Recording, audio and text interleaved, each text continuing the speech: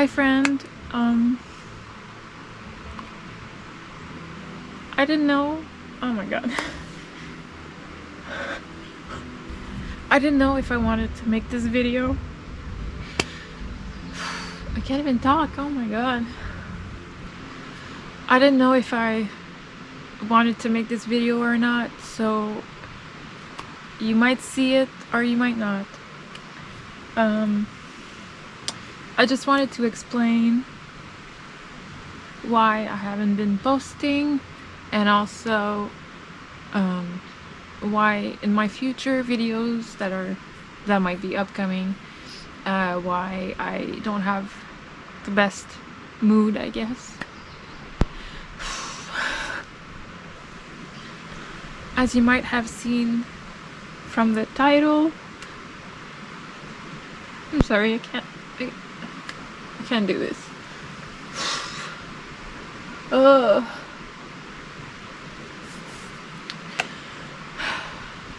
Something tragic has happened.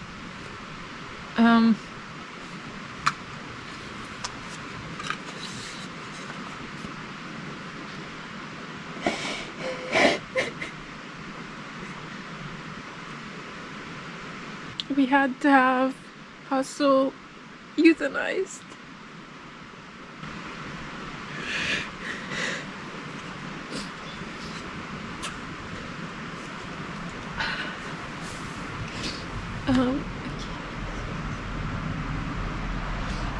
It's been 6 days now, and I'm taking it very hard.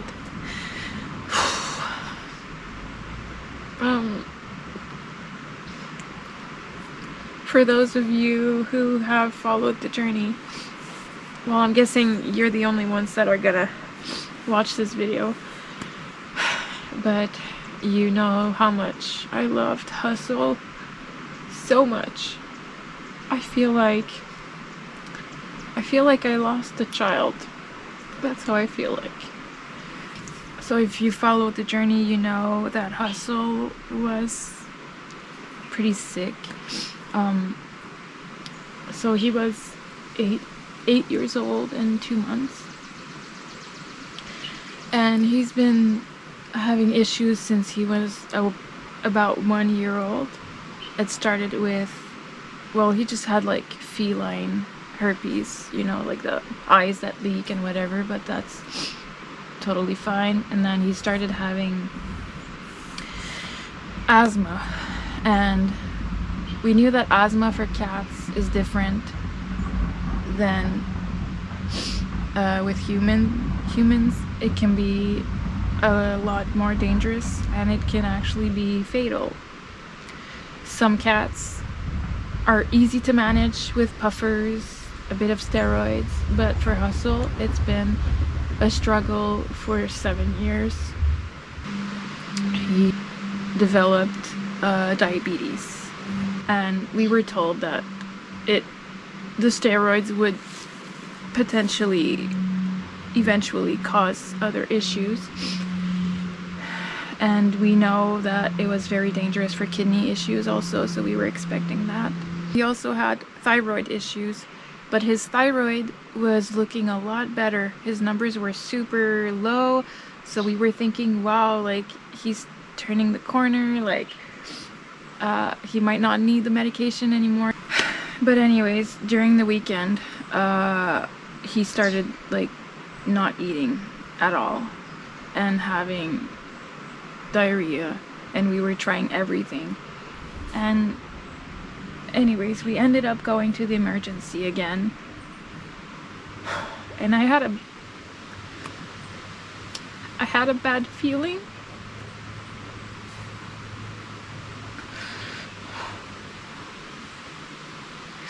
So I forgot to say, the main reason we went to the emergency room was actually the most important thing. He was breathing about, the maximum I counted was 59 breaths a minute, and For an asthmatic cat, you're supposed to, like, you put a timer for a minute on your phone and you count his breathing.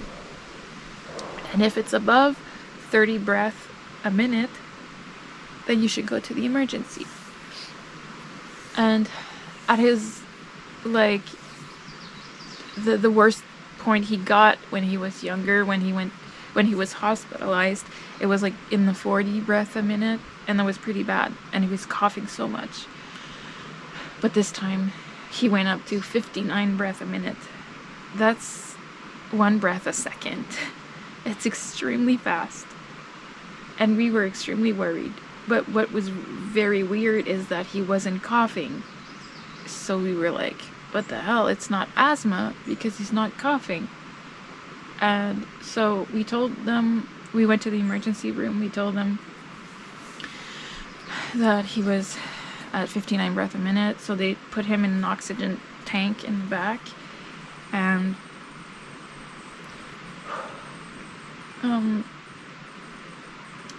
so they said they had to run some tests and everything, and they had to sedate him. He had been sedated a couple days earlier for other tests when we went, and that was a pretty heavy sedation, so we were kind of scared. She told us, you know, they want to check if he has pressure on his chest, and they want to check his lungs and all, and so they sedated him a little less than the time before. And they came back with his x-rays.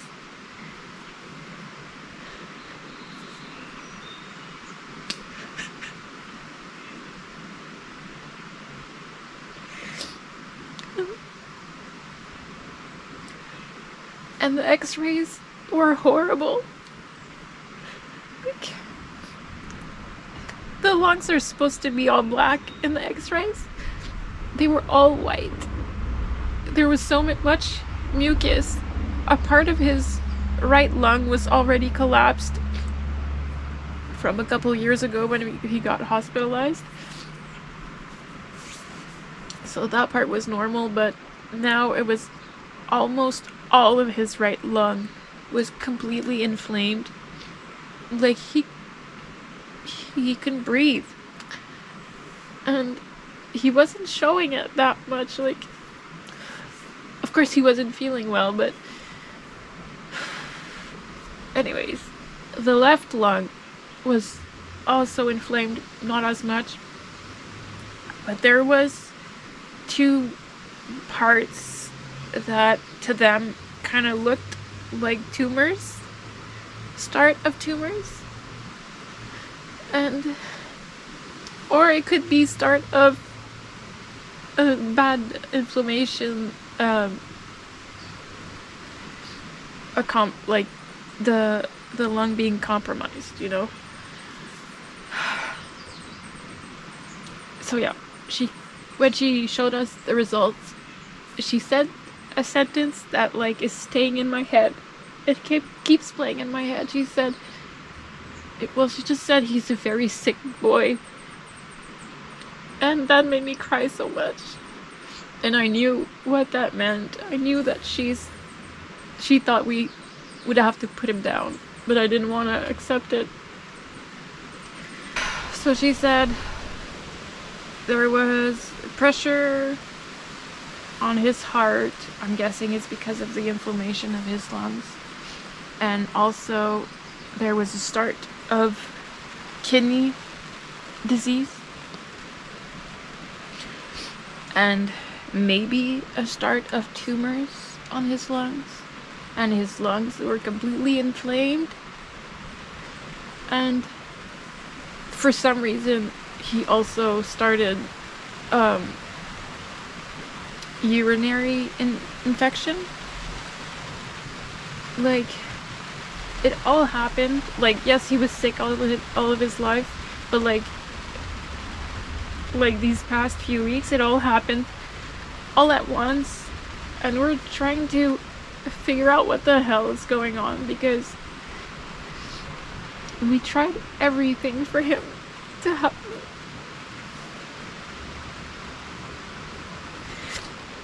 have a nice life.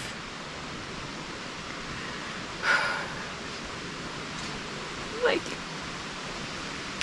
if you're an animal lover, you understand that, like, your animals are your family, and Hustle was definitely not just a part of the family, but like, he was our family. He was my little sweet boy.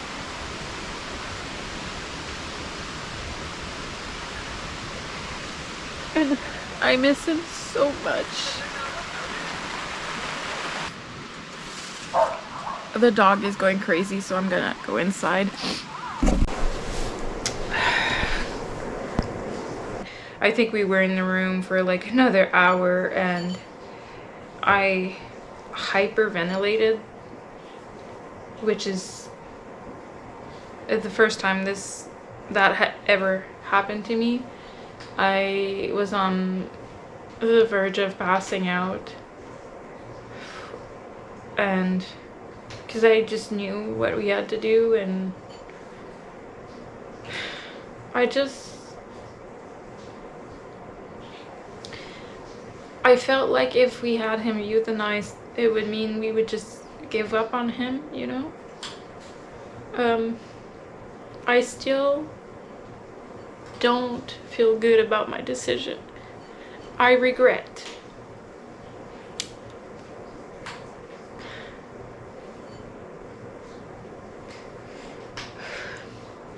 I regret my decision.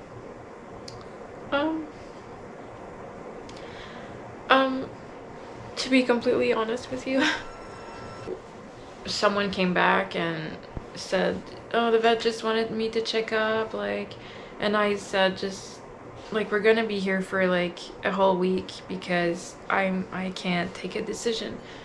I can't just tell you to kill my baby. And I've lost a pet before, like this cute orange guy. But it was different because he was a senior and it was pretty obvious it was his time. And I know some of you are gonna say, well, it's pretty obvious that Hustle was sick, but like, I only knew him sick, basically, almost. So it was like his normal, and it was our normal. His stencil. So it was just, to me, he wasn't showing like it was the end. I don't know. My last cat, I loved him with all my heart. But this one hurts in a whole different way because I was not prepared. I'm gonna miss him like I can't even describe.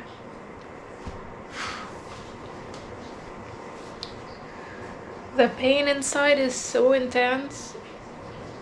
It's like no other animal has ever hurt this bad. And like, I feel useless now because my job was to take care of him.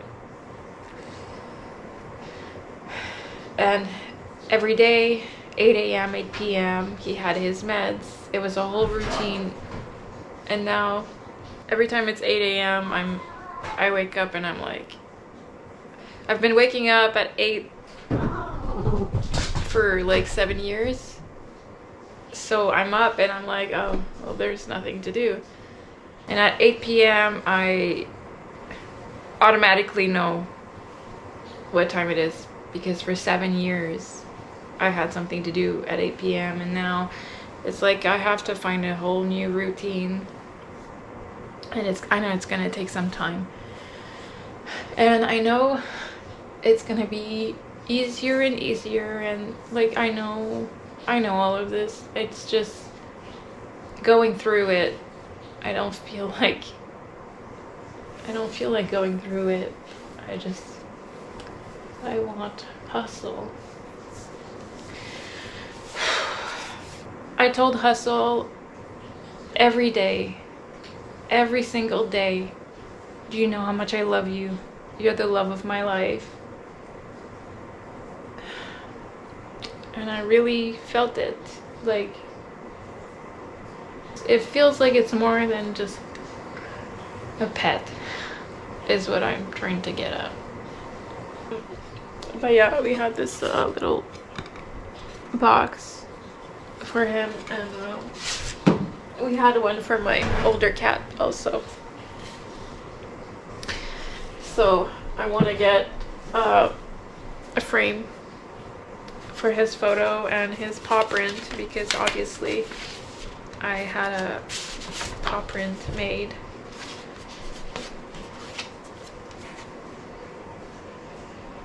And Hustle had very special paws, like pads, because when he was younger, he had allergic reactions to everything, and I think it's to chicken, but his paws at one point were very, very, very huge, very swollen and full of scabs. And yeah, we dealt with that allergy, but because of his paw issue when he was younger, all the rest of his life he kind of had like deflated cushions, which made him that much more unique. It's hard, like, well, obviously if you've lost an animal, you know, it's hard to like get rid of things. I'm not there yet, so, but like every spot where he used to sleep, I keep seeing him there, and I keep hearing him also. I'm like hallucinating his purring and his voice just meowing.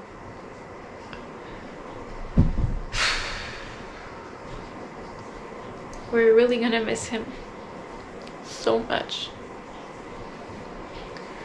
Every time, like when he was younger,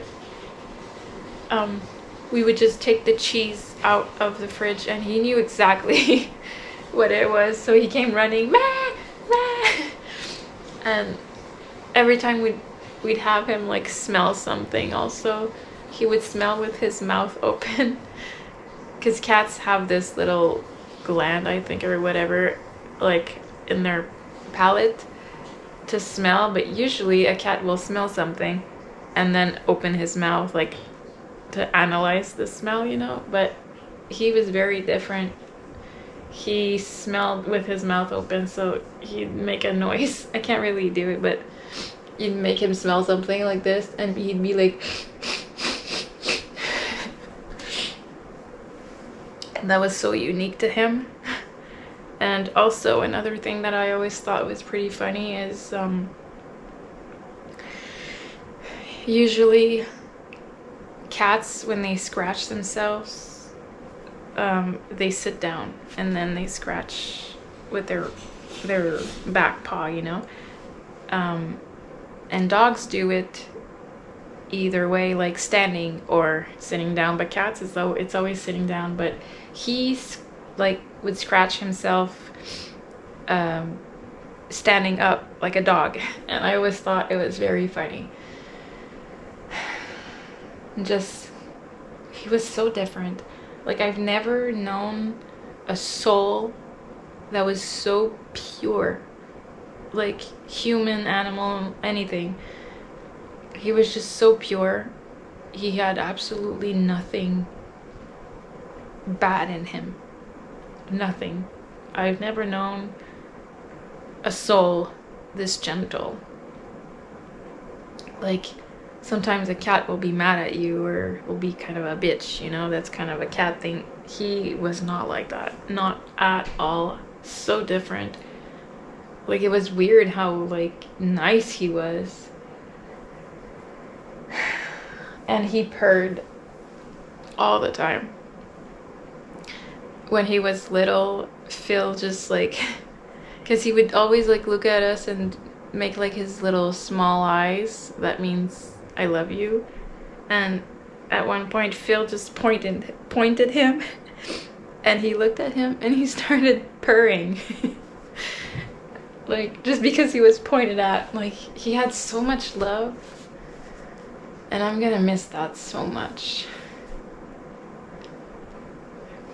We do have Stencil left now, and she's all alone, which is it's the first time in a long time that I've only had one cat, so it's pretty weird.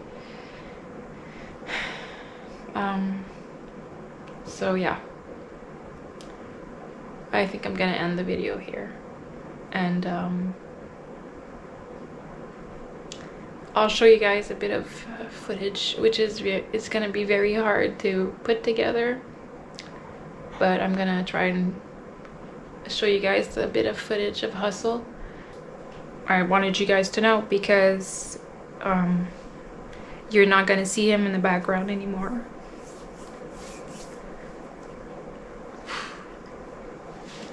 And